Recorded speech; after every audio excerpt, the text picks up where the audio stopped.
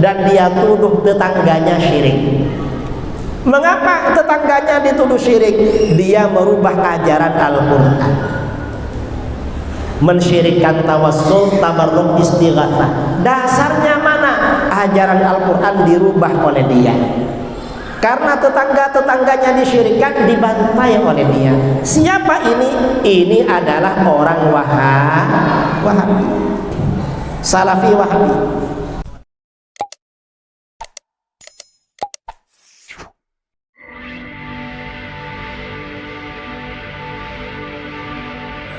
Nah, Wahabi gak punya keistimewaan jihad atau penyebaran Islam. Gimana Wahabi? Kata para ulama, orang-orang di luar Ahlus Sunnah wal Jamaah, seperti orang-orang Khawarij. Wahabi ini Khawarij juga, atau orang-orang Mujassimah.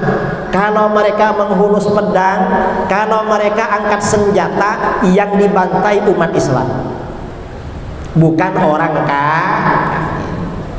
Kalau para ulama Ahlus Sunnah wal Jamaah datang ke Aceh, datang ke Medan, ke Pekanbaru, sampai Indonesia Timur, mengislamkan orang kafir.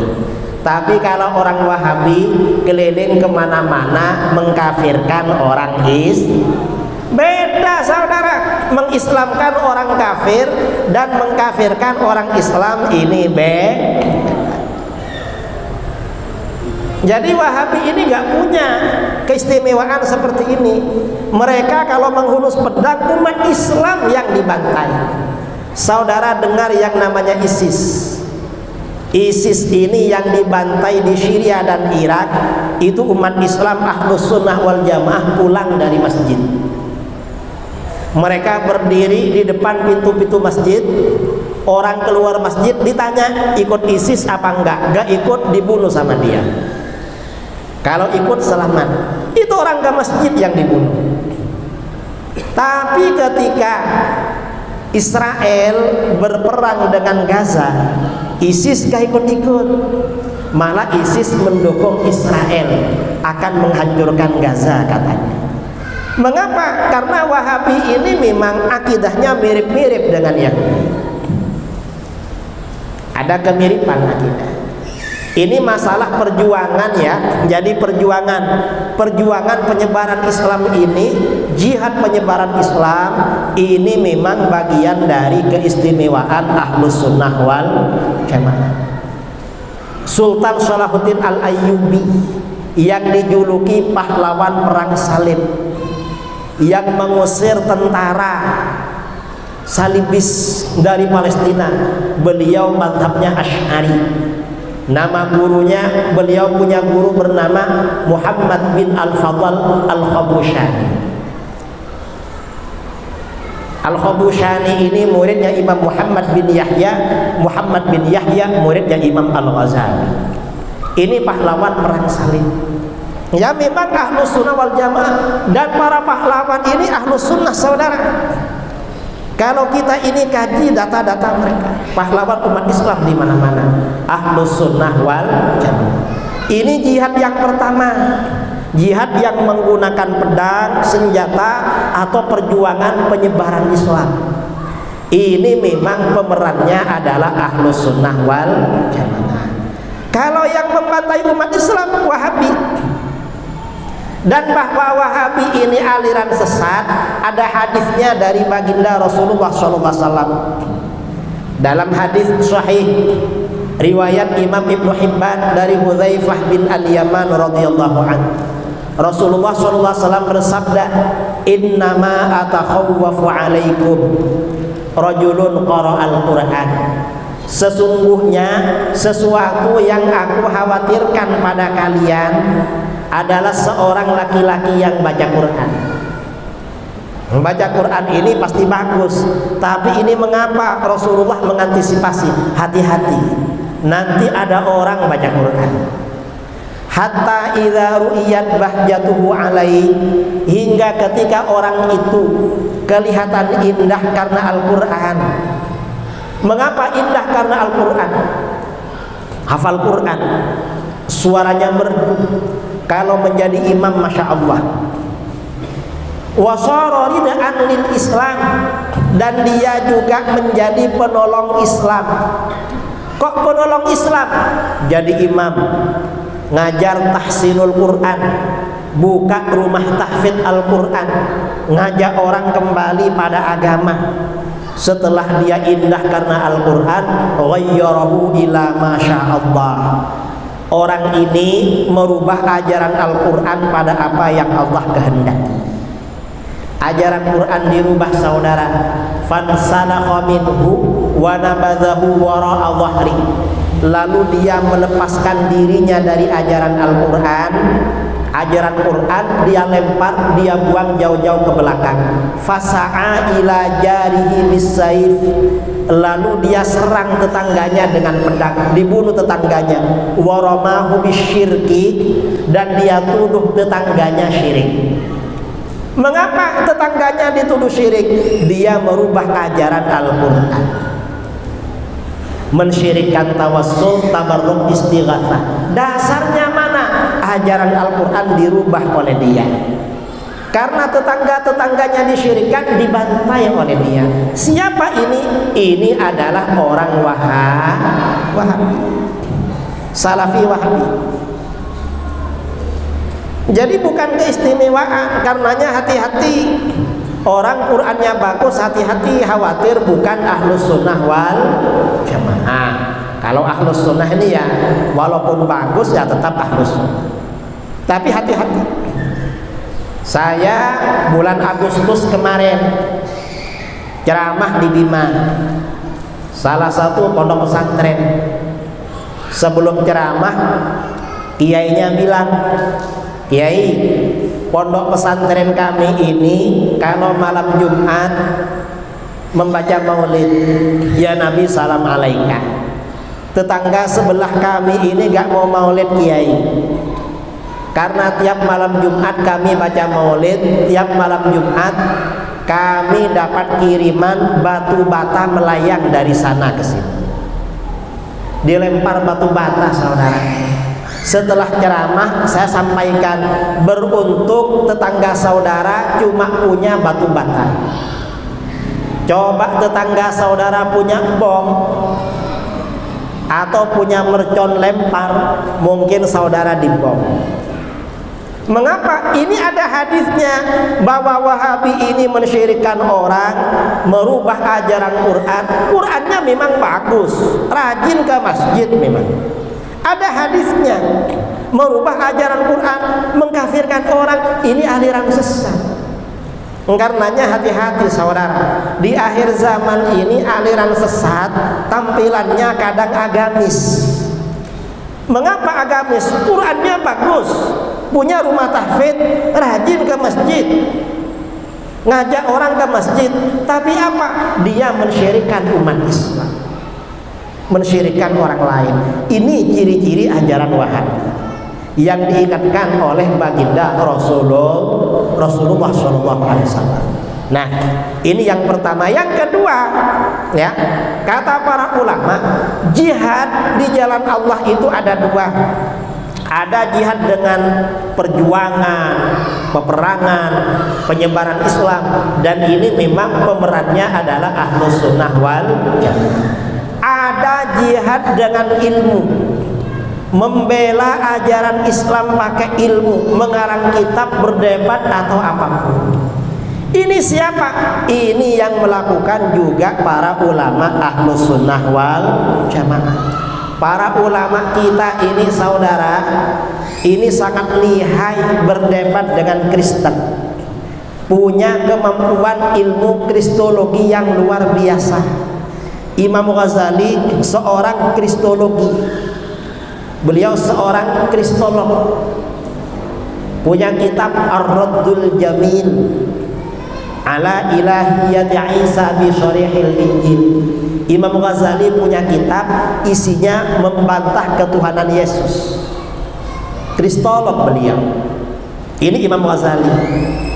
Di India kira-kira 150 tahun yang lalu, di India ini ada profesor Kristen, ada orang Kristen dari Inggris. dikirim ke India. Dan orang Kristen ini hafal Quran, pandai bahasa Arab. Akhirnya apa? Karena ini hafal Quran, pandai bahasa Arab, berhasil mengkristenkan banyak orang. Dia mengarang kitab berjudul Mizanul Haq, timbangan kebenaran. Yang dibenarkan adalah Kristen. Akhirnya apa? Setelah kitab ini menyebar, profesor Kristen, orang Kristen yang hafal Al-Quran dari Inggris ini ditantang debat oleh salah seorang ulama Ahlus Sunnah, Syekh Rahmatullah bin Khalilur Rahman Al-Hindi Al-Qironawi. Debat pertama, ternyata apa? Syekh Rahmatullah ini berhasil membuktikan kebenaran Islam berdasarkan ayat-ayat yang ada di Bible. Ternyata beliau menguasai isinya kitab Taurat dan Injil, yang bahasa Inggris, bahasa Belanda, bahasa Perancis menguasai. Sampai Profesor Vander ini kalah. Namanya Vander. Setelah kalah perdebatan sesi kedua, dia gak mau datang saudara. Akhirnya setelah itu Syekh Rahmatullah ini ke Mekah Al-Mukarramah, ziarah kepada gurunya Mufti Mekah, ulama kita namanya As-Sayyid Ahmad bin Zaini Dahlan, menceritakan perdebatannya dengan Kristen. Setelah bercerita kepada gurunya, beliau diperintahkan, perdebatan kamu karang dalam bentuk kitab. Akhirnya beliau menulis kitab berjudul Izharul Haq, menjelaskan kebenaran. Tebalnya 4 jilid, dan ini kitab kristologi paling hebat di era modern. Beliau ini Ahlus Sunnah wal Jamaah. Dan orang ini kalau membela ajaran Islam, ya memang harus ikut Ahlus Sunnah wal Jamaah saudara. Syekh Ibnu Taimiyah ini kan imamnya Wahabi. Ketika beliau ini membantah Kristen, beliau punya kitab namanya Al-Jawabus Sahih. Di dalam hal-hal yang berkaitan dengan sifat Allah, maka Syekh Ibnu Taimiyah harus ikut mazhab Asy'ari. Ayat-ayat Al-Quran ditakwil semua oleh beliau. Mengapa? Kalau gak ditakwil kalah debat dengan Kristen. Di kitabnya Al-Jawabus Sahih. Ini Syekh Ibnu Taimiyah. Nah, ini artinya apa? Memang keistimewaan terbesar Ahlus Sunnah wal Jamaah diantaranya adalah pertama, jihad di jalan Allah, baik jihad dengan senjata, peperangan, penyebaran Islam, atau pembelaan Islam dengan ilmu pengetahuan. Ini keistimewaan memang. Ini satu. Kemudian dua, saya sebutkan dua aja ya. Setelah ini kita isi dengan sesi tanya jawab. Yang kedua apa? Keistimewaan Ahlus Sunnah wal Jamaah. Ahlus Sunnah wal Jamaah ini saudara menjadi rujukan semua aliran dalam berbagai bidang ilmu pengetahuan agama. Semua aliran dalam Islam kalau ingin pandai belajar ilmu pengetahuan agama, maka harus mempelajari kitab-kitab Ahlus Sunnah wal Jamaah. Dan ini memang sesuai dengan hadis sahih riwayat Al-Khatib Al-Baghdadi. Rasulullah SAW bersabda, "Yahmilu hadzal ilma min kulli khalafin uduluhu yanfuna anhu tahrifal ghalin wa intihalal mubtilin wa ta'wilal jahilin." Ilmu agama ini akan selalu dibawa, selalu disebarkan, dipikul, diusung dari setiap generasi oleh golongan terbaik. Golongan terbaik yang akan membawa ilmu agama dari generasi ke generasi. Generasi terbaik ini akan menghabiskan distorsi orang-orang yang ekstrim, kemudian takwilan orang-orang bodoh, dan pemalsuan orang-orang yang bermaksud jahat. Berdasarkan hadis ini, kata para ulama, bisa ditarik satu kesimpulan. Rasulullah bersabda, ilmu agama ini akan disampaikan oleh golongan terbaik. Golongan ini yang akan selalu menjaga keorisinalan, menjaga kemurnian ajaran agama dari masa ke masa.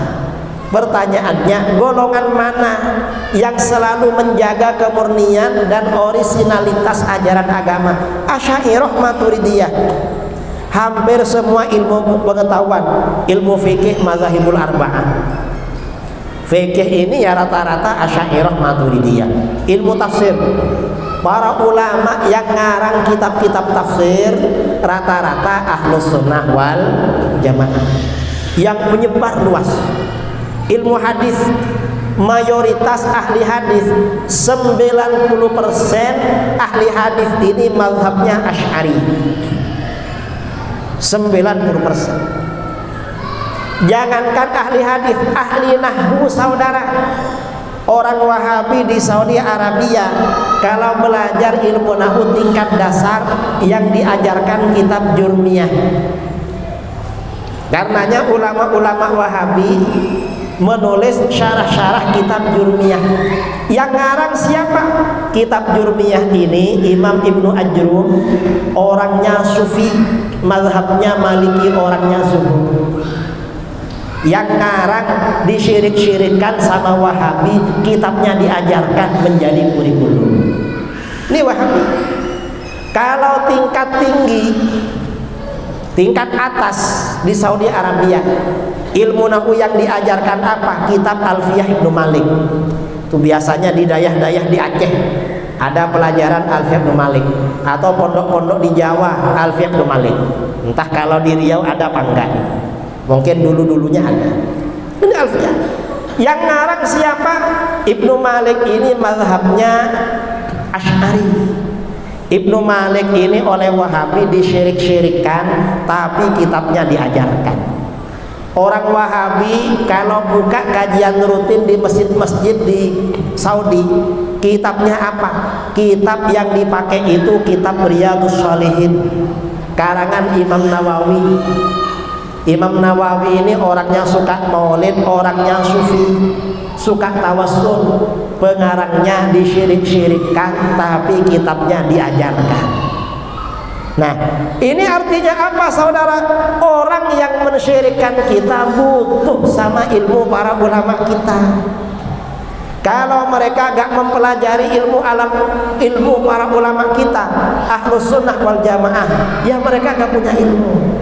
Ini termasuk bagian dari keistimewaan golongan Ahlus Sunnah wal Jamaah. Dan banyak saudara keistimewaan Ahli Sunnah wal Jamaah ini kalau diterangkan banyak sekali.